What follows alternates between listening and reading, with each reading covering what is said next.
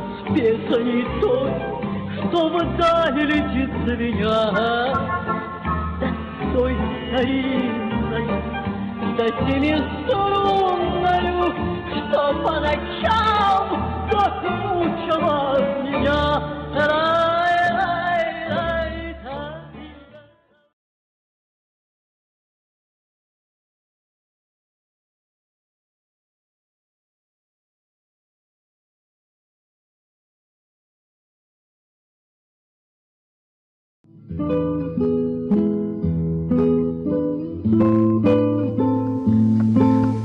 We're going to sing Often Prepachek. Well, go ahead, I'll help you. Which is a song about a rabbi teaching The children, the children the aleph base, the alphabet. the alphabet, right. What else? Tell the whole story. That's Well, it. there's a fire in the house. There's Oh, you want the fire. explanation? Yeah. Yeah. Ah. yeah, Before you it's sing it. interesting. Yeah. The Pripachik is the platform of this oven we bake. So there's a fire underneath in the oven to heat up the whole house. And there's the teacher, the rabbi. A rabbi is a teacher with the children teaching them the alphabet. And that's the song. And so It goes Often Pripachik brennt der Feuer in den Stiebes Eis. In der Rebbe lernt mit die Kinderlach dem Aleph Beis. In der Rebbe lernt mit die Kinderlach dem Aleph Beis. Zukche Kinderlach, zukche Tayere, kumet Aleph U. Zukche Nachamu, and Take Nachamu, kumet Aleph U. There you go. See? Yeah, right.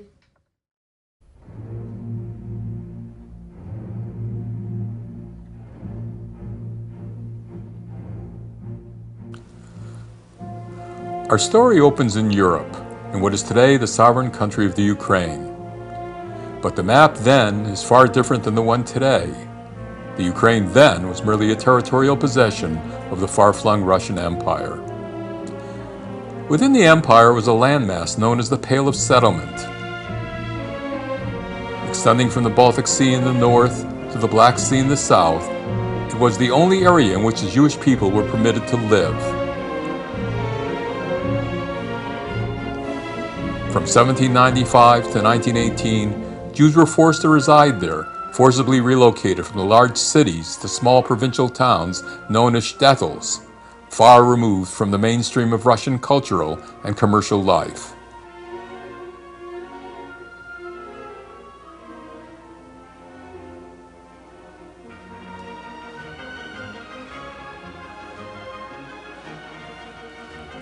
Deep inside the Pale, we find the first record of the Nadelmans, or the Noodlemans as they were known in the Old Country, in the Kherson Gubernia or Oblast, the Russian terms for a province, just north of the Black Sea. The area is home to Mordechai Nadelman, his wife Esther, his daughter Brinna, and his two sons. Missing from the picture are the two sons, Israel and Samuel.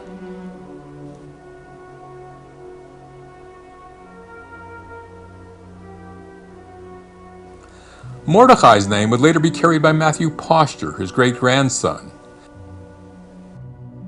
Esther's by Esther White, his great-granddaughter. And Brinna, the daughter's name, by Betty Paris, his granddaughter, whose grandson Michael Paris would later pass her name on to his youngest daughter, Brinna. The original 19th century Brinna bore a striking resemblance to the 20th century Melvin Nadelman, the son of her grandnephew, Louis.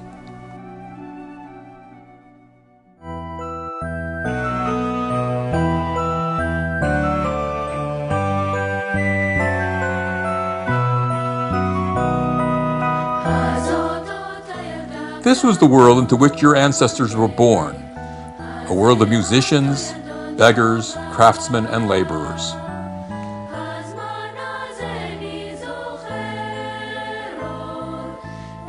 A world with a deep reverence for Judaism and religious tradition.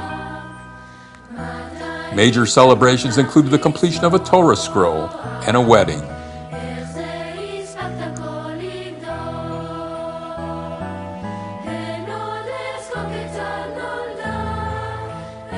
Its economy was simple, if not primitive.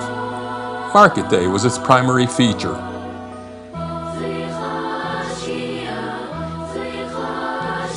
Housing and living conditions were substandard by 21st century criteria.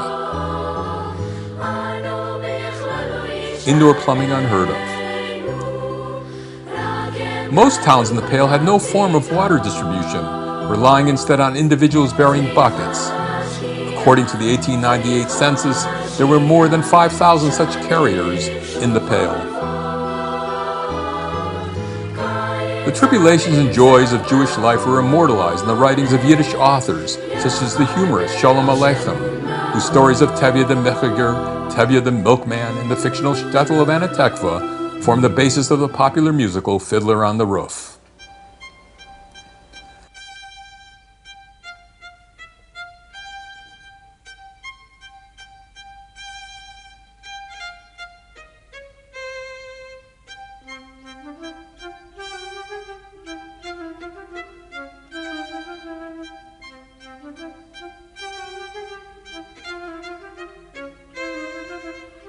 A fiddler on the roof.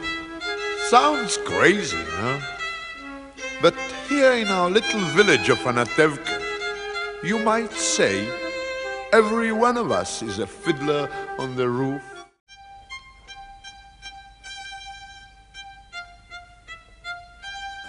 Around 1895, Samuel Nadelman, age 23, son of Mordechai and Esther, marries Anna Shapiro, age 22.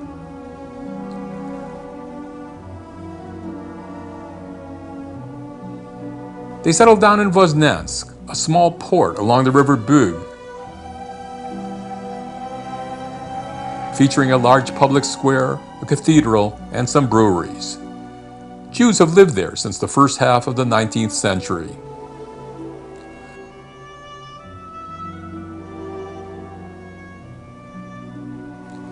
When later asked where they came from, family members seldom mentioned Voznensk, referring instead to the largest city in the region. We lived in a small city near Odessa. That's the Odessa Black Sea. And I remember my father used to ride to Odessa with a horse and wagon. It was about 60 miles, I think. It used to take him 2 days and a night to get there. It is in Voznensk where they raised their family, 5 boys and 5 girls. The girls were Florence, Blume or Flower in 1896, Bertha, Rivka, the connector or the captivating one in 1897, Frida, Fredel, meaning joy in 1898, Betty, Brinna, the brunette or brown-haired one, in 1906, and Ida, Chaya from Chai, life, best known by the endearment Chaike, in 1908. The boys were Chaim from Chai, life, in 1900,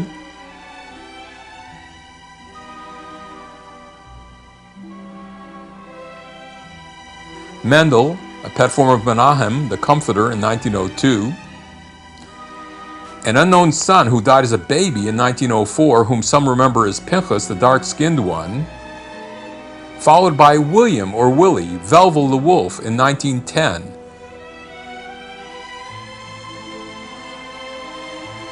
And Louis, Lazer, from Eliezer, meaning God is my helper, and one of the sons of Moses, the baby of the family, in 1912. There were 10 children in all, born over a span of 16 years, one each year from 1896 to 1898, and one every 2 years from 1900 to 1912.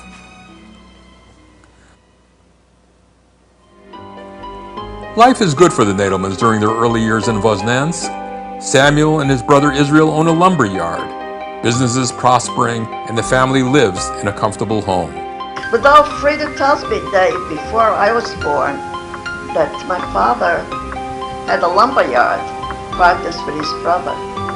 And they made it very well. They had a maid and everything. And I said, oh, come on. She says, yeah. See, she's 8 years older than I, and she was a big girl already. But 1903 sees the resurrection of the pogroms, the systematic killing of Jews, and the destruction of their property. There had been an earlier wave of anti-Semitic violence from 1881 to 1884. It now strikes a second time, sweeping across the southern Ukraine. Egged on by virulently anti-Semitic propaganda, almost every sector of the Christian population joins in. Headlines in the newspaper detail the horror.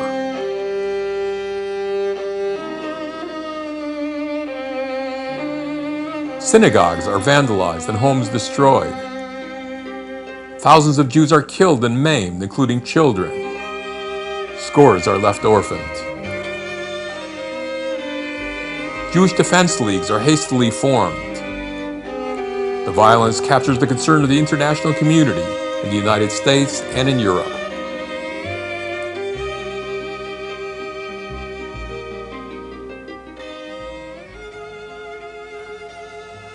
The pogroms soon spread to where the Nadelmans live. The lumberyard, the source of their livelihood, becomes a prime target. So then the Russians set it on fire, just because they're Jews, twice. They decided they'll go to America.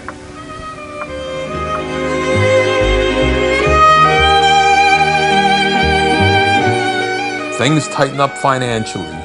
Ida later recounted how Frida told her that when she was born, the family could not even afford a birth certificate. They would have to wait for Willie's birth, listing the two as twins.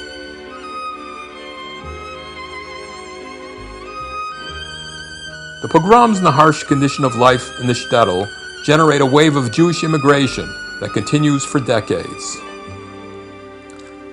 Samuel Nadelman also decides it's time to go. When I was 6 years old, my father left for America. And he took Florence and Bertha, the two oldest ones. They should help him work, and they should be able to bring us over.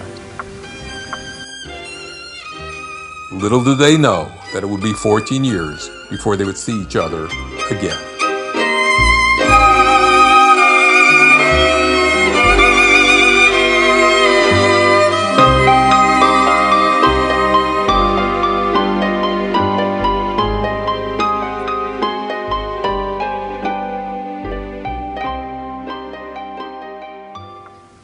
In 1914, they had all the arrangements made for us to come.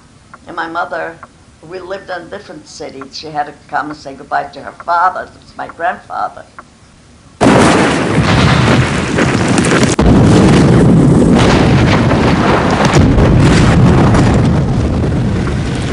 Then the war broke out and we got stuck.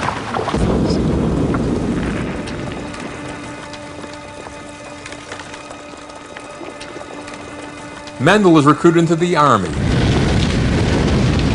He was never heard from again.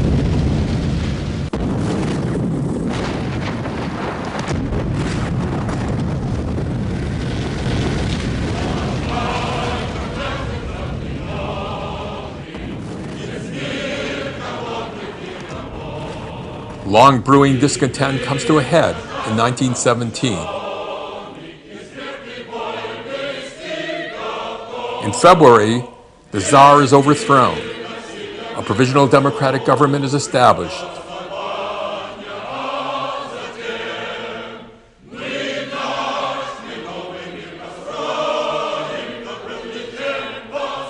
It is short-lived, however.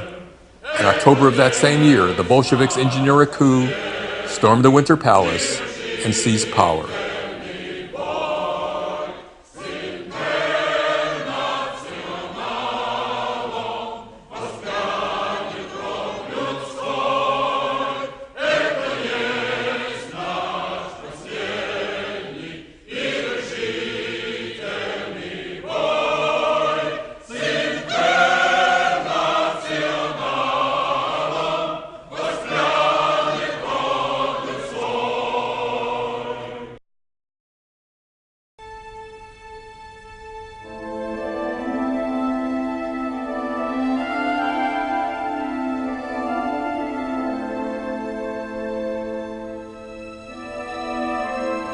during that time, where we lived, my grandfather and my mother's brothers lived in the same. It was a huge yard with a hotel and a horse barn, you know, where they could park their horses. And we lived in the back, and I don't remember. I think it was 3 rooms. He gave us an apartment, if you want to call it that, in the same yard. There were 7 of us. Yeah. And we didn't have any flooring. I don't know why we used to get the cow manure, mix it with lime, and spread it on the floor.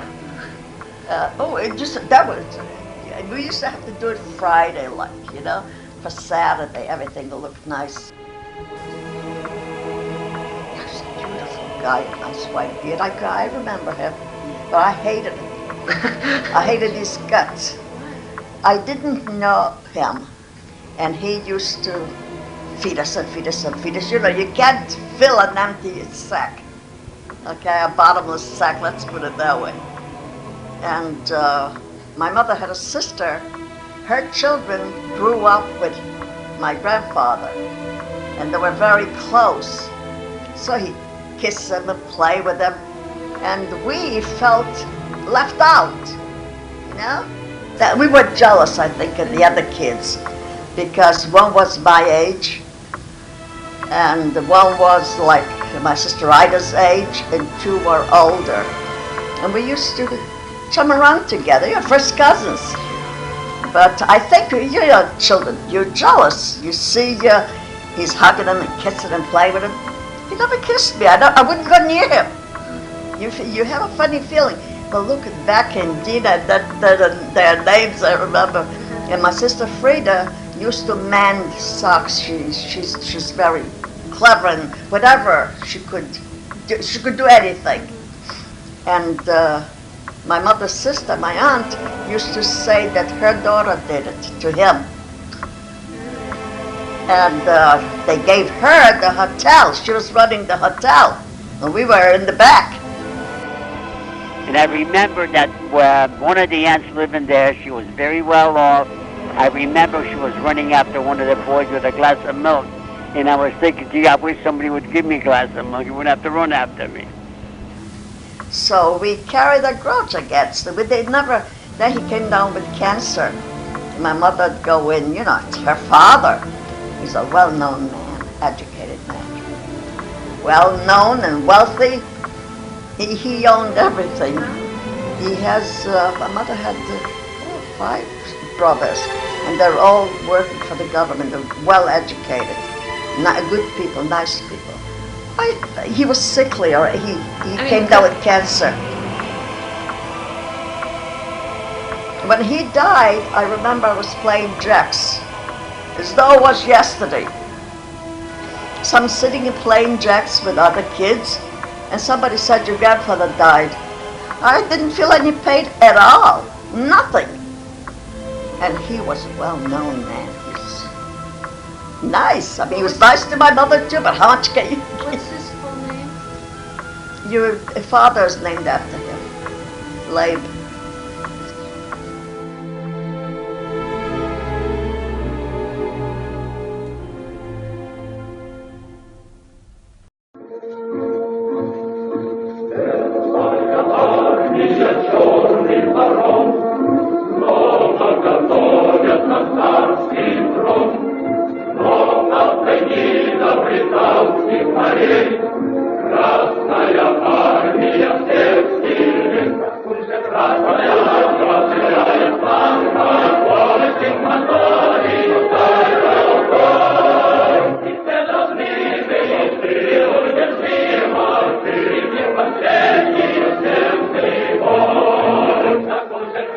It is an epic struggle, a holy war that brooks no compromise. The 2 armies go at each other with a vengeance.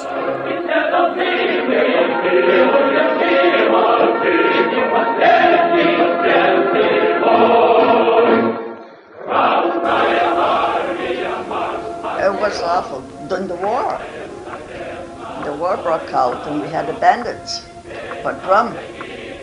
one after the other. Everybody wanted to be in power. Like they had Denikins, they had Kerensky, they had I forgot already. They had so many different. Kerensky already made his own money. It was like a label on the bottles. Millions and millions, you know, like not $1, a ruble, like we used to call it. It was like 1,000,000 rubles, 1,000 rubles, or whatever. But he didn't last long.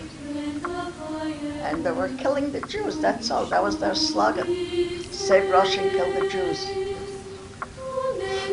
I remember once we were walking and they said they're going to kill, somebody said they're going to kill all the Jews.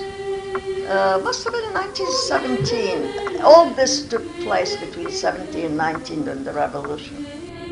I remember one time when they were killing and everybody ran away to hide in the cellar, and they forgot me and standing there all alone for a few minutes. I can see it. And of course, I wasn't very long. They come and got me. That was 11, 12, around there, between 10 and 13. Let's put it that way. And my mother was carrying my brother. He was a year old. So the non-Jews, they went about their business. And my mother knew a few, so she knew somebody. She threw my brother on the wagon to save him. Because any Gentile that's wanted to save you, that keep you, you know, feed you and hide you. And we had a neighbor. Her name was Sanya. She was the most nicest person I've ever met. And she hid us in the attic rooms. And we'd look down, you know, we'd see what's going on, killed everybody.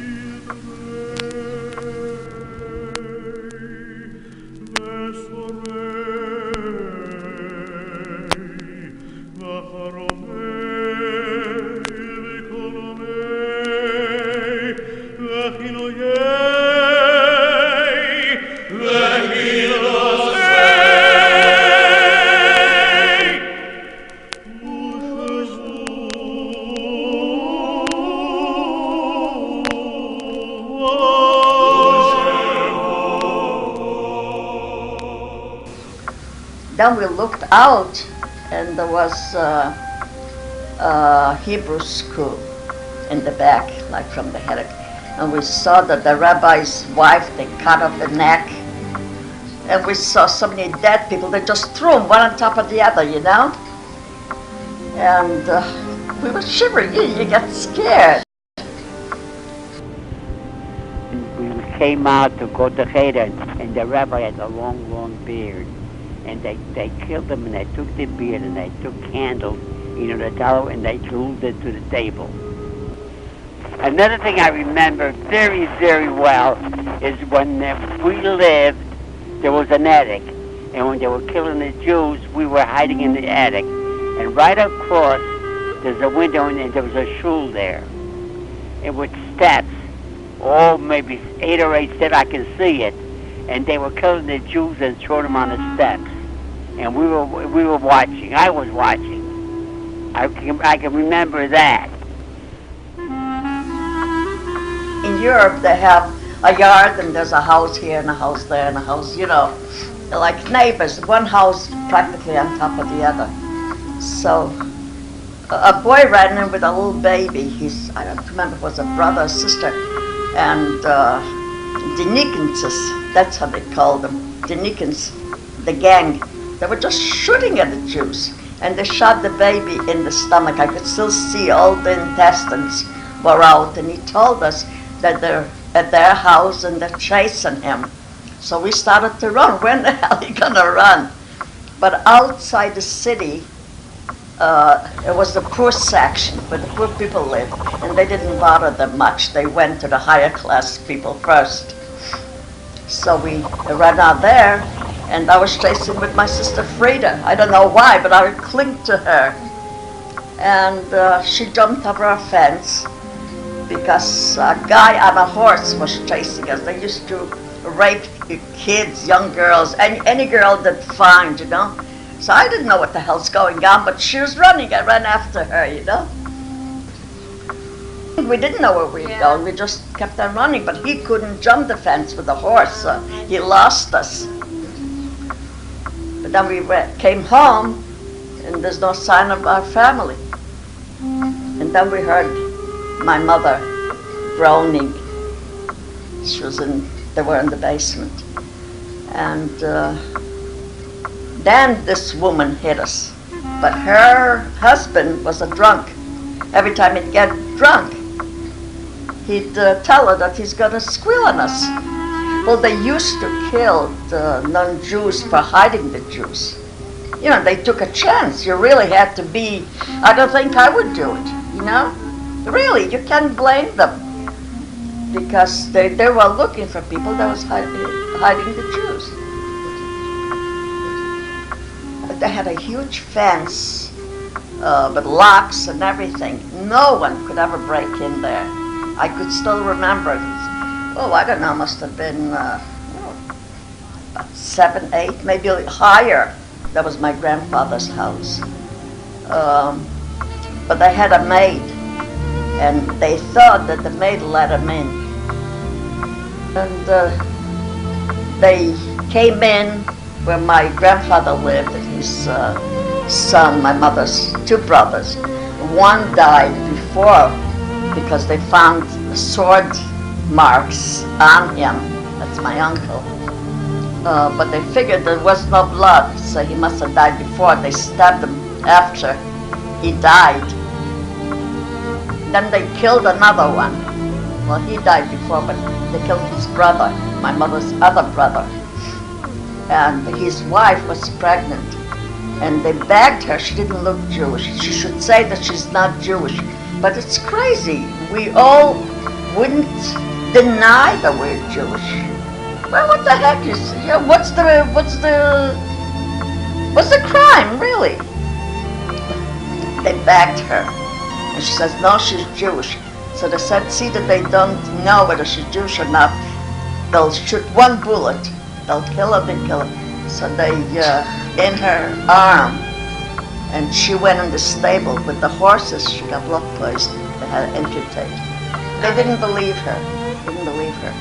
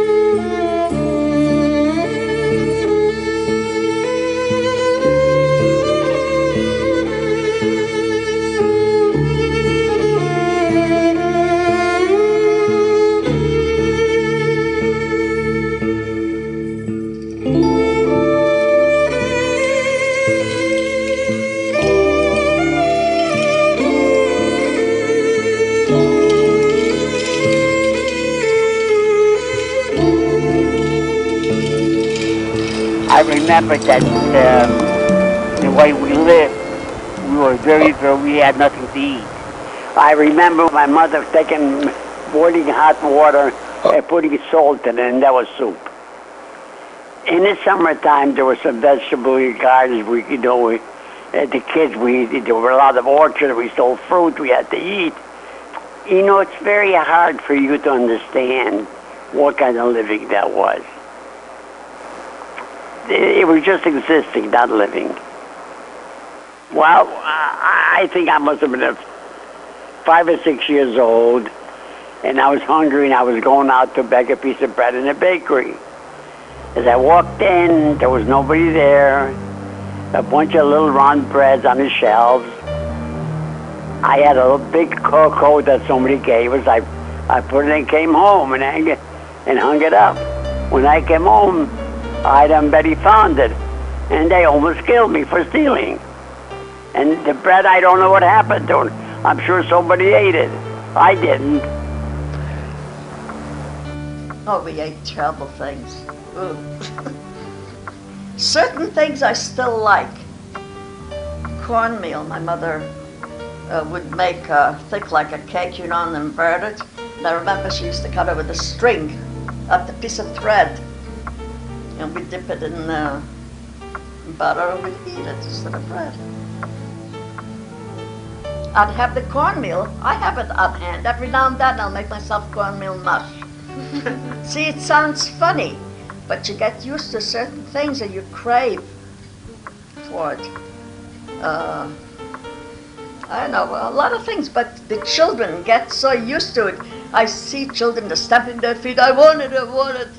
We never did that. There were 7 of us. And she used to buy like, whatever she made, a couple of pounds of bread and divide it into portions. And you get so used to it that you don't ask for anything, you know, as little as you are. My brother was a year old, and 2. Never said, Ma, I'm hungry. Or Ma, I want something, We'd stand and see the ice cream man. They used to sell it like a scoop from a cherry, the cherry that you pick the cherries, the teeny little scoop for a penny. We'd stand there and look at it. We never said we wanted ice cream. See, that's why I don't care for ice cream. I'll have some occasionally, but I'm not seeing you're not used to it. I used to run after her, to help her. I was a child. That's why I say I never had a childhood. She used to wash everybody's laundry, or in the hottest days, like in July, August, they used to make jams, and that's thick. She used to sit and stir it. You have to stir it, it shouldn't burn. It's in the hottest days, during the season when the fruit was out.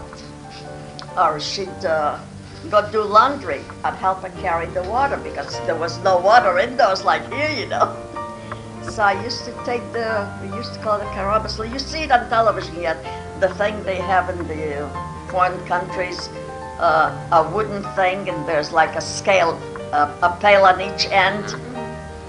So I used to have that, and then have 2 pails in your hands. Well, you need a lot of water to wash clothes. And I used to run after her every place she'd go to help her. Some days she worked in a bakery. She used to have to knead by hand, And I could imagine kneading by hand in a bakery. Never mind, you make a couple of...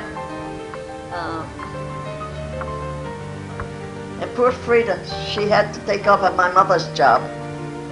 Like me and Ida and Willie and Louie, the 4 of us. Louie was a year, Willie was 3, Ida was 5, I was 7 at that time. So she had to clean us. She even sewed for us. Your father has the picture with the striped dresses we wore, and she made us the dresses at the age of 14. I remember I was about 16. I was dying to put my hair up, in the plug or something. And my hair was long, and she'd look at me, and I didn't have the nerve. So I was wearing braids until I came here, and I had them cut off. My Yiddish mom, I need her more than ever now. My mother used to cry a lot. She had a hard life. I could imagine the heartache a mother has not to have any food to feed children. And she was the only one who worked. And you name it, she did it. And she worked hard. What does she make? Nothing. My mother never had a good day in her life. I keep thinking it's a terrible thing to have a life like she. It's terrible the way she lived and died. She was like nothing. She was so downtrodden with everything she had no time to think of herself or anything. the way I look at it, it was a wasted life. I feel so bad about it, you have no idea. How few were her pleasures. She never cared for fashion styles. Her jewels and treasures. You know, you have to have a little enjoyment in your life, no matter what you do. She didn't have any. She didn't have anything when she was young. She didn't have anything when she was older. But she never thought of herself as always the kids this and the kids that, and the kids had to be, if she had a piece of bread, it was the kids first. She was a wonderful woman. She never had any for herself. To that wonderful Yiddish Mama,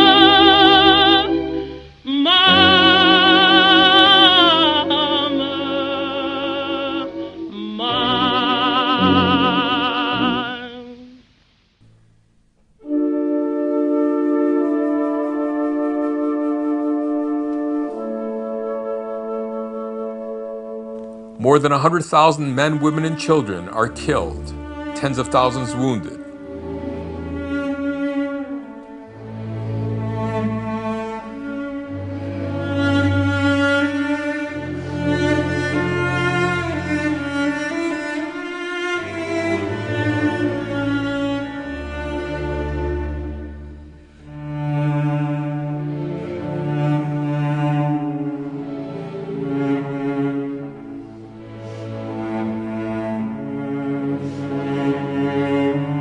Over 500,000 are left homeless, refugees in their own country.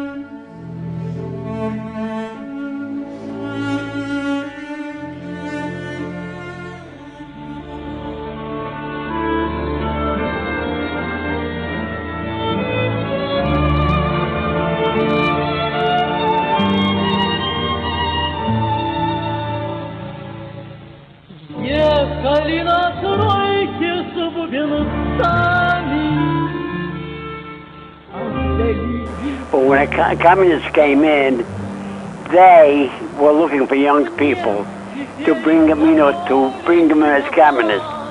So for us, for the kids, it was the best thing that ever happened. We had rights to go to school. They formed clubs and everything. We found it much better than it was before. I went to school for a very short time. I was leader of the 12-year-olds. It was called the Pioneers. I think up to 18 was the Pioneers, and over 18 was the Komsomol, they called it. It was something like the Boy Scouts, only they were preaching communism all the time. By the time we were ready to leave, they asked me to stay, not to leave. They wanted the kids. That was their main thing, is to get the kids to turn communist.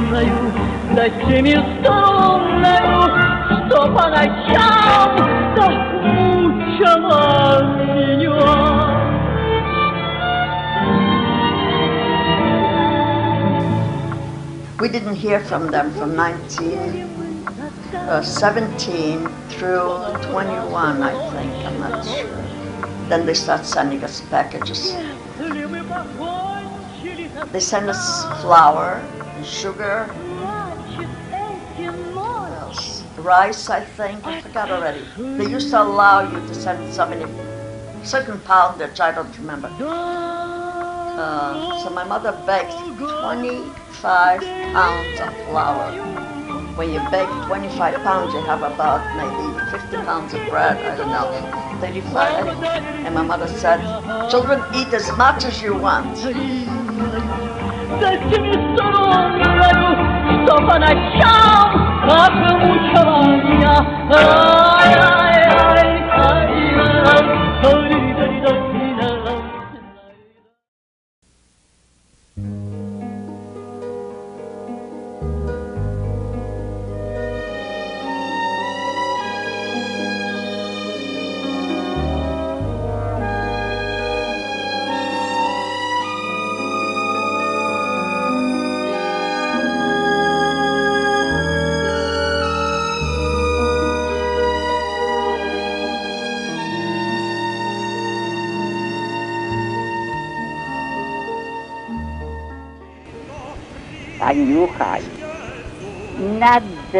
Not very old. You see, at that age, you already had a girlfriend. His minister was never home, and I was small. When he came home, I was sleeping. I remember I can picture him. Dein Mannes Herz, mein Kinderkrieg.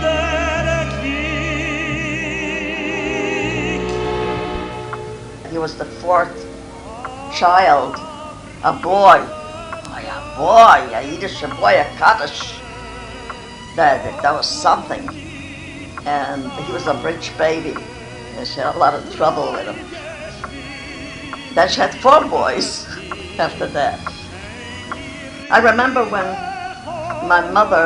we were leaving for America, and that brother fell in love, he didn't want to go. He figured he'll wait for a visa so he could go with her. And I remember how my mother carried on. She was fainting and he was crying. What a commotion. I could still see it. I didn't understand it at that time.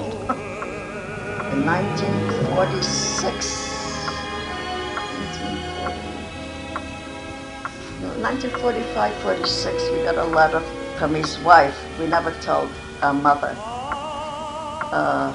The Nazis came in the house, they took him out, they shot him. She doesn't know why. In the house, they took him. 46, I don't know if it was 46 or 45. It was quite already.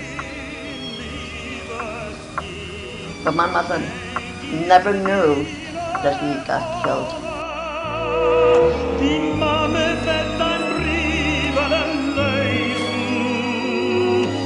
und sie wird genesen, als die Schmerz ihr bietet hat, der Kriegsverdiener schon.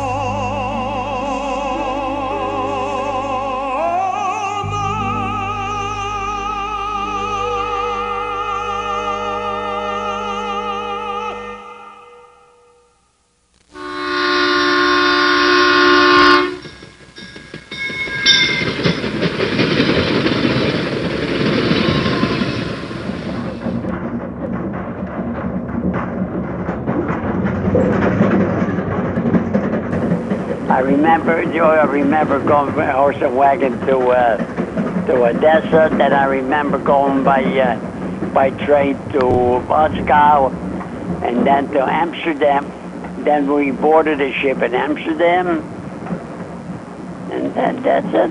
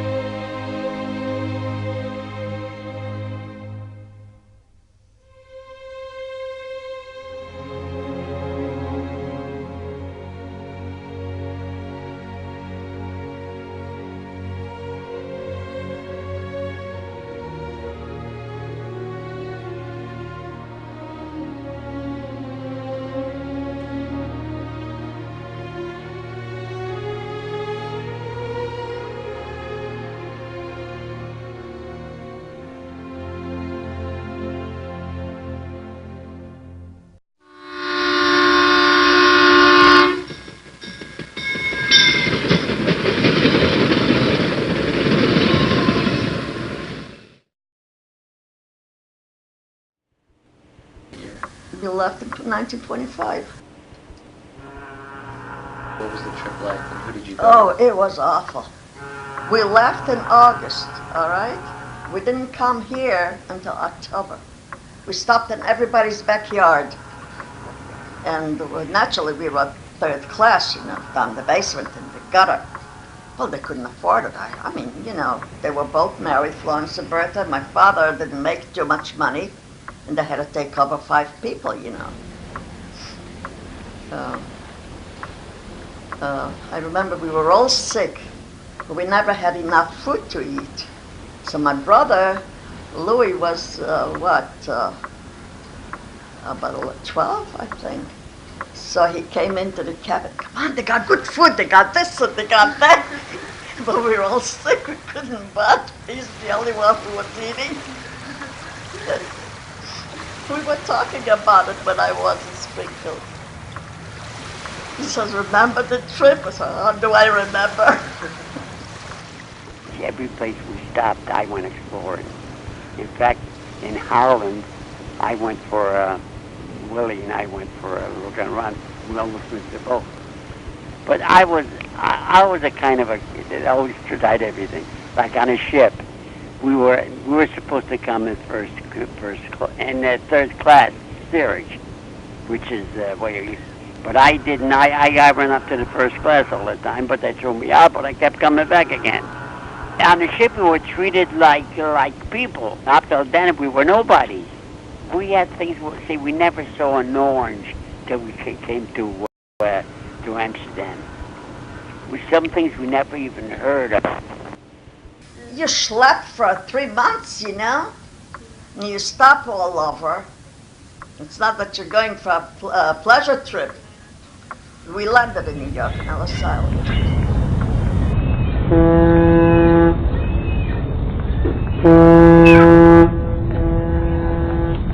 Oh, you're so Statue of Liberty.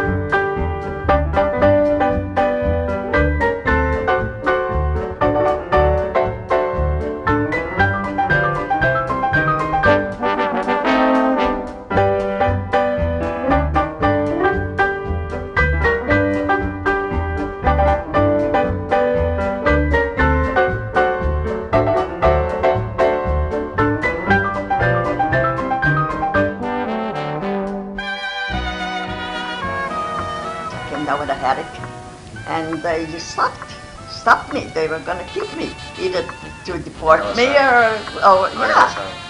So my sister said hospital. So in Russian you read it gospital.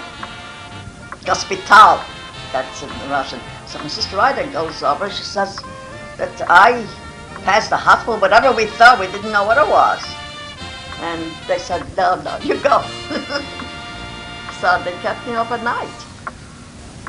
What were your first impressions of America? Do you remember? Yes, we saw clothes way high. How in the world do they have the clothes up there? It was so funny, like on the 3rd or 8th or 10th floor in New York, we couldn't figure out because... Clotheslines, right? Yeah, clotheslines, the pulleys, Come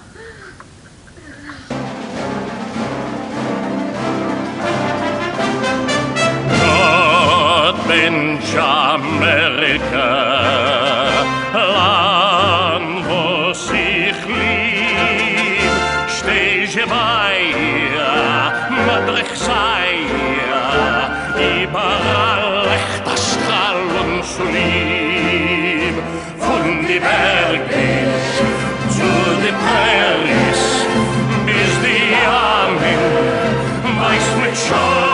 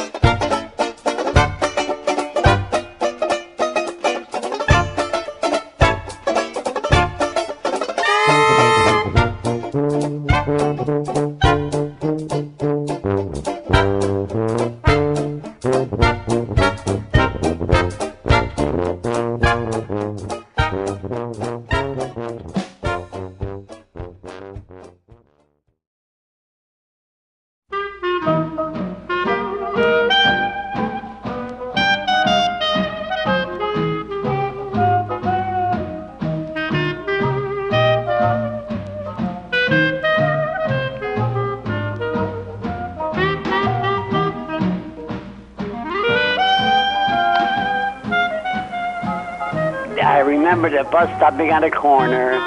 The house was maybe 2 or 3 houses away from the corner.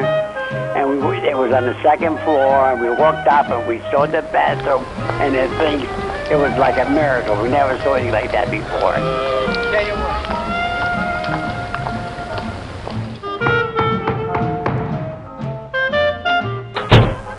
There was no comparison. There was just a place to sleep in with no any kind of facilities, no electricity, no running water, no toilets, and there everything was there in front of you. It wasn't heaven, you know. It was a big change. And it was a moderate house, you know, but to us it was a big thing. Leave your worries on the doorstep. Just direct your feet to the sunny side of the street. Don't you hear the pitter-pat and that happy... Do you remember My father, as a child, I don't. As a matter of fact, when we came here, if they'd say someone else, my father, I would accept it because I didn't know anything about him. My father was a small man, very easy. We grew up without him, and it was very hard after so many years. It'd be like a regular child would be to his family. We were kind of strange, but it was fine. We had good relations with him. I thought he was a very smart man, but he had no ways to show his smartness. He once translated a whole English book into Jewish. And my father was a peddler, a junk peddler, which he made a nice living. And you have his whistle, Mike. Yes, I do. Yeah, he used to blow the whistle on the streets, and people would go out to sell their junk to him. We rented a barn just on Medicine Avenue. You would know it, just say a couple blocks away. Go out every day and just ride up and down, hollering rags. And he picked up rags, and then he graduated. He was selling fruit. He worked till almost 60. At that time, it was an old age. It's not nice work. That was. My father had a Jewish horse, and they was married. How do you know she was Jewish? He talked to her Jewish. So he trained Mary, stay Mary. So Mary stood. Well, you could teach, what's the difference? You could teach this Russian woman, she came about 6-7 years ago, when I was there. Now it's already longer. She has a cat. She calls her Koshka, that's in the Russian. And she talks to her Russian. Well, it doesn't make any difference. It's the way you train them.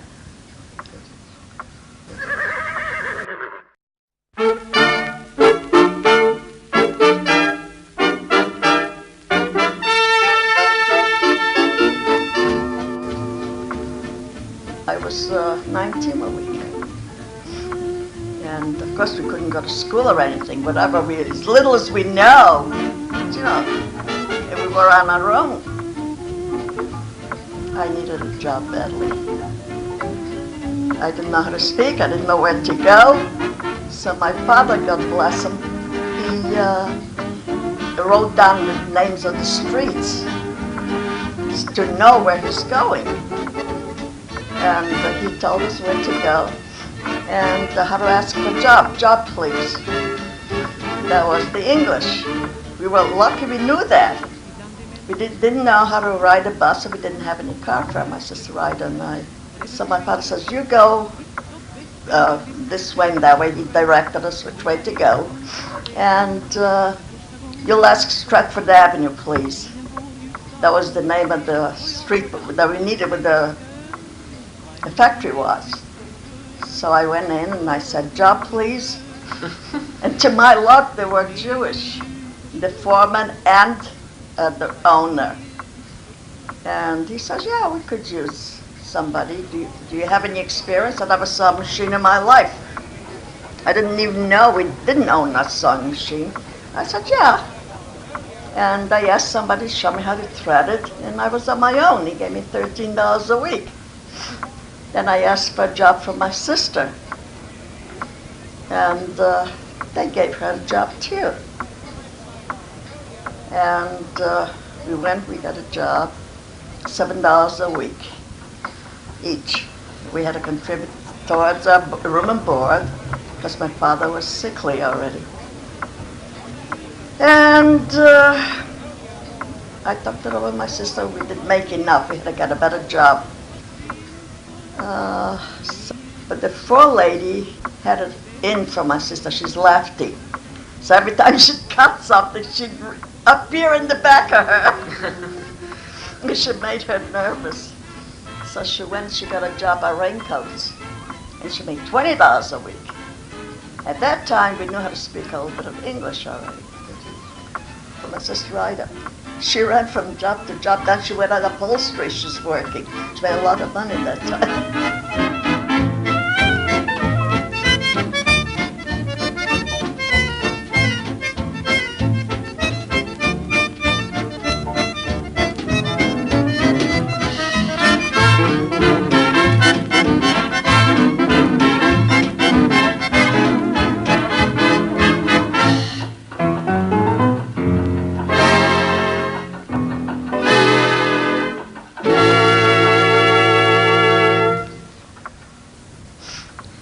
the raincoats were slickers. They were too heavy to handle. I didn't like that.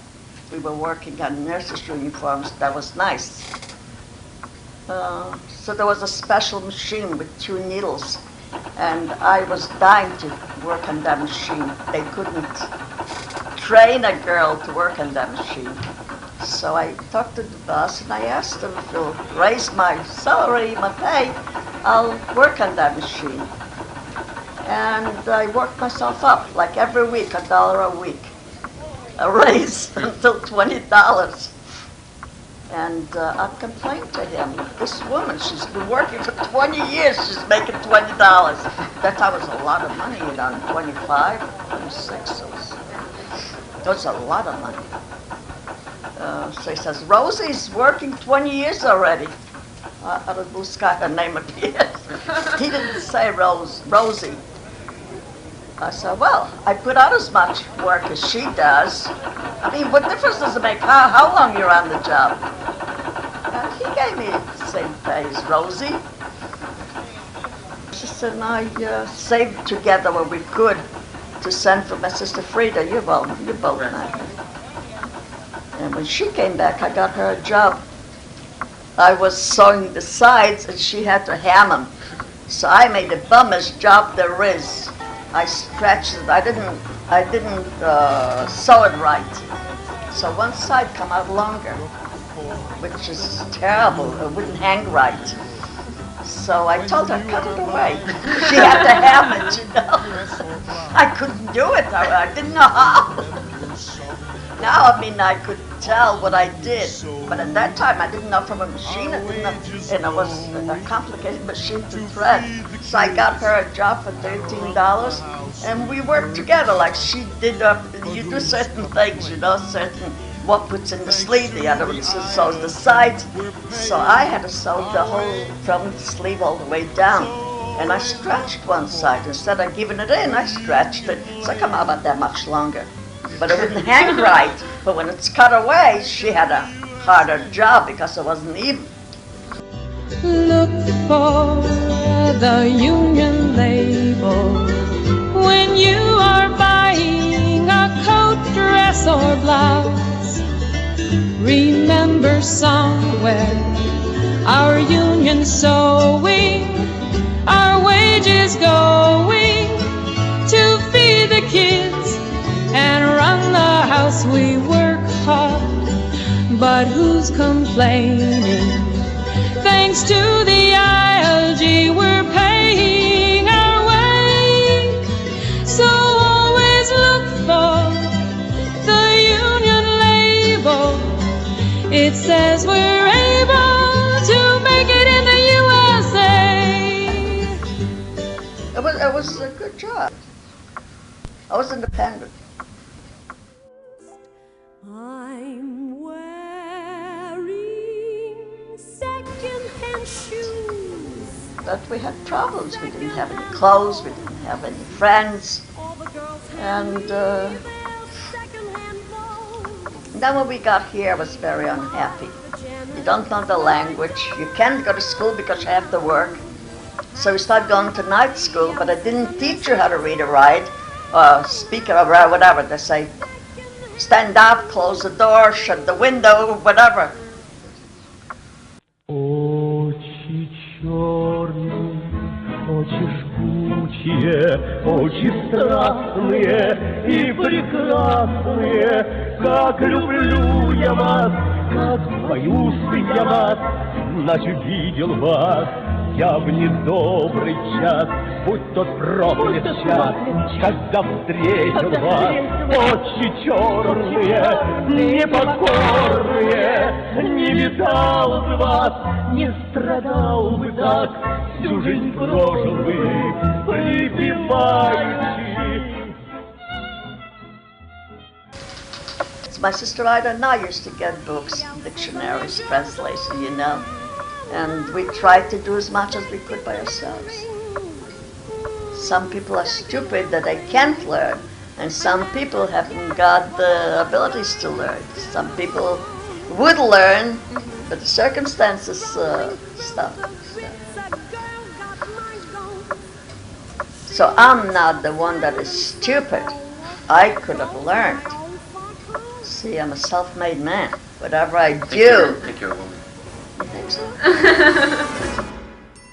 I don't believe in fretting and grieving. Why mess around with strife? I never was cut out to step and strut out. Give me the simple life. And when I came here, whatever I know, I had to learn myself. I went to school for a year and a half. And then I went to work. What I remember, we came to Bridgeport on a Thursday. On a Monday, they got me a job delivering Jewish papers. The second day, I got lost, and I got fired. Because I didn't get to the place. They sent me from one place to the other. Then I got a $50 more delivering milk. I get up at 3:30 in the morning delivering milk. By that time, I was 16 years old. I went to work in a store. I counted when I told you I gave sleep taking. I counted I had 15 jobs in my life. Like I never had a childhood. I don't tell anybody. I only went to school a year and a half. But then I read hundreds of books. And right now, none of my friends know that I wasn't educated at all. But during the Depression, you couldn't get a job. So I sat in the library from 9 o'clock till 8, day after day. And whatever I know, and I learned it by myself. Harvard, Princeton, Yale, Cornell, Virginia, Dartmouth. I don't tell anybody. Because I don't want to, right now they're equal. There's one of the guys that graduated Yale. And we have more arguments. If he ever found out that I never went to school, there'd be murder. The only one that know it, my grandchildren, Eric and Evan. Mm-hmm. And they say they're very proud. I should tell. Everybody thinks the world of me. And I wanted to stay that way. I don't want to spoil it.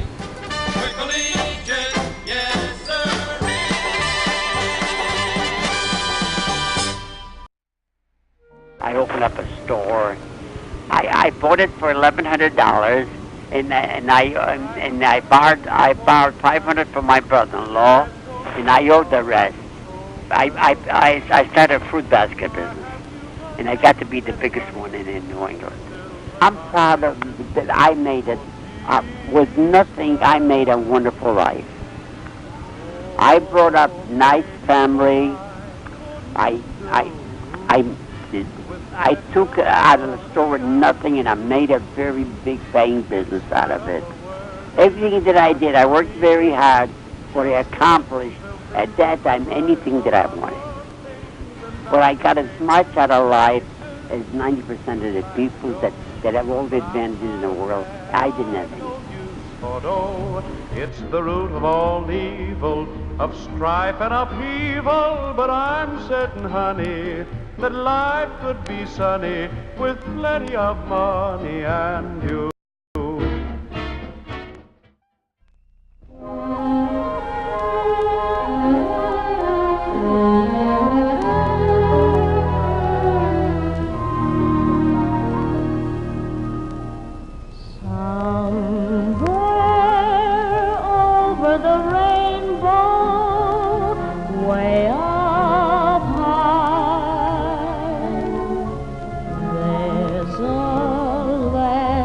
I heard of once in a lullaby.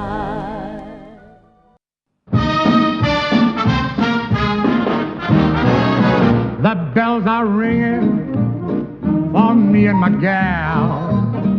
The birds are singing for me and my gal. Everybody's been knowing to a wedding they're going, and for weeks they've been sewing. Every Susie and Sal, they're congregating for me and my girl. The parson's waiting for me and my gal. And someday we're gonna build a little home for two, for three or four or more, in Loveland for me and my gal.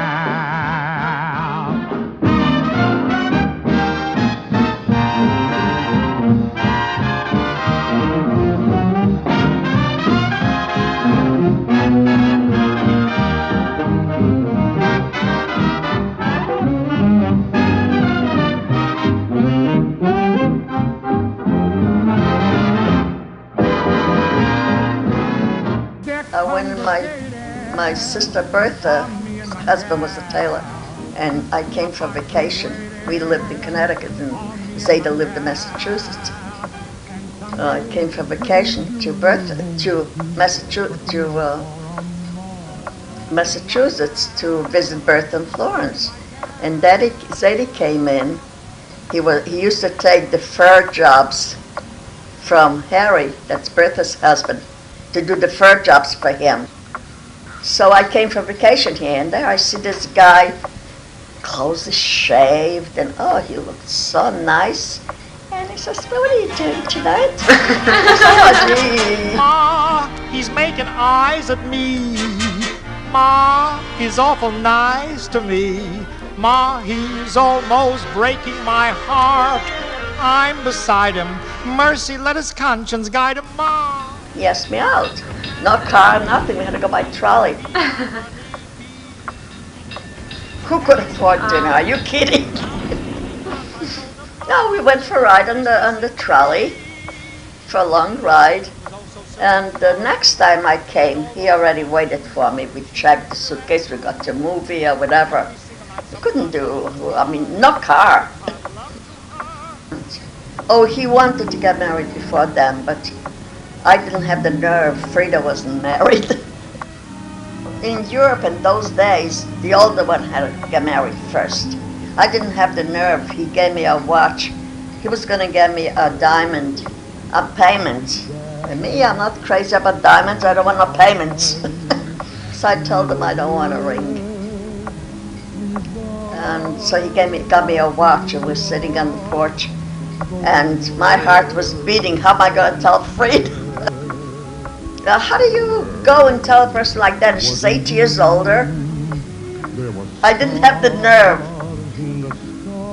Well, we got married in December 25th, 1930. In your eyes, dear, as I held you close in my arms, angels were singing a hymn to your charms, to hearts gently beating, murmuring low, darling, I love you so.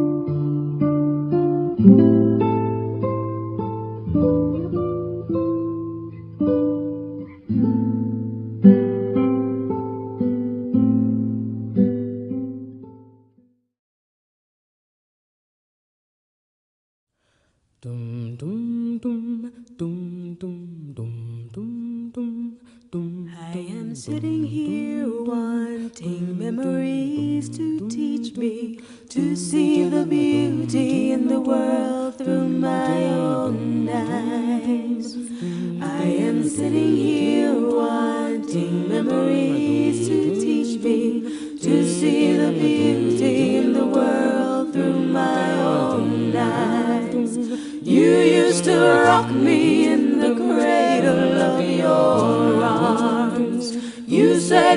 hold me till the pains of life were gone. You said you'd comfort me in times like these, and now I need you. Now I need you, and you are gone. I am sitting here wanting memories to teach me to see the beauty in the world through my own eyes. Since you've gone and left me, there's been so little beauty, but I know I saw it clearly through your eyes. Now the world outside is such a cold and bitter place. Here inside I have few things that will console. And when I try to hear your voice above the storms of life, then I remember all the things that I was told. I am sitting here wanting memories to teach me to see the beauty in the world through my own eyes. I am sitting here wanting memories to teach me to see the beauty in the world through my own eyes. I think on the things that make me feel so wonderful when I was young. I think on the things that made me laugh, made me dance, made me sing. I think on the things that made me grow into a being full of pride. I think on these things, for they are true. I am sitting here wanting memories to teach me to see the beauty in the world through my own eyes. I thought that you were gone, but now I know you're with me. You are the voice that whispers all I need to hear. I know a please, a thank you, and a smile will take me far. I know that I am you and you are me and we are one. I know that who I am is numbered in each grain of sand. I know that I've been blessed again and over again. I am sitting here wanting memories to teach me to see the beauty in the world through my own eyes. I am sitting here wanting memories to teach me to see the beauty in the world through my own eyes.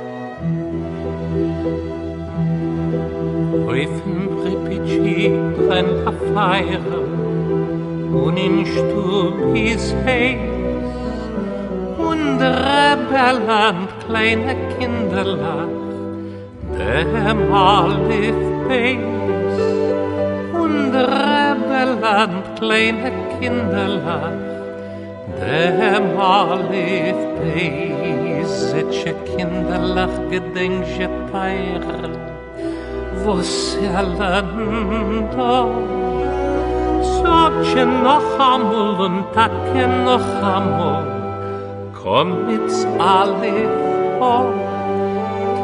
Sogje noch amol und takke noch amol komm mit Alif Lernt Kinder mit Kreuz Cheshek, azoi so gichaychon. Ders wird gicher von euch kennen Ivre, der bekommt davon. Ders wird gicher von euch kennen Ivre, der bekommt davon. Setsche Kinderlach gedenkje teire, was lando Sogje noch amol und takke noch amol komm mit Salifo Sogje noch amol und takke noch amol komm mit Salifo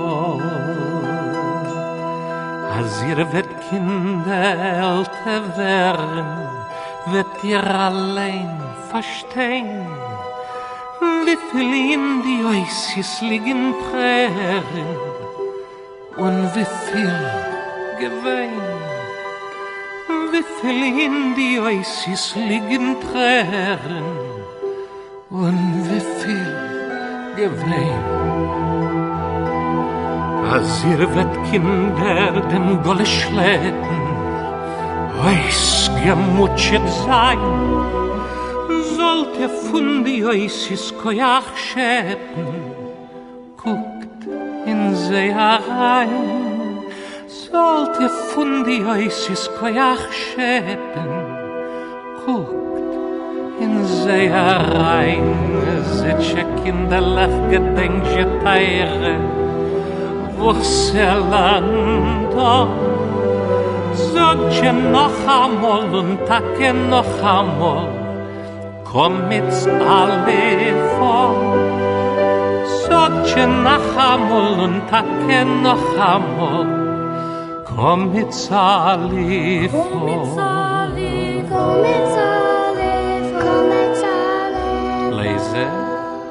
Komm mit Alifo. Schmuli. Komm mit Alifo. Chaichi. Komm mit Alifo. Sehr gut.